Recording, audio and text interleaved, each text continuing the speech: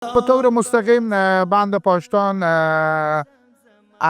بالاتر از 70 کیلومتر کانال داره که در ساحات ولسوالی کروخ، پشتون زرگون، انجیل گذره. خود مرکز کمربند جوی سلطان شهر RTA آبیاری میکنه.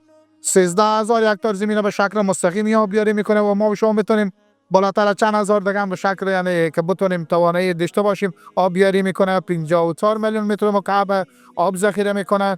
د پاشدان د بند جوړولو پروژه چې ده د دې د ډیزاین چارې په مختلفو ملکونو کې لکه په هندوستان کې او پاکستان کې ترسره شوي دي او د دې بند د پروژې کارونه په بین المللي سټنډرډونو باندې لکه د اشتو سټنډرډ، د ECI سټنډرډ، د STM سټنډرډ او همدغه رنګ د هندي سټنډرډونو د IS سټنډرډ مطابق اجرا کیږي.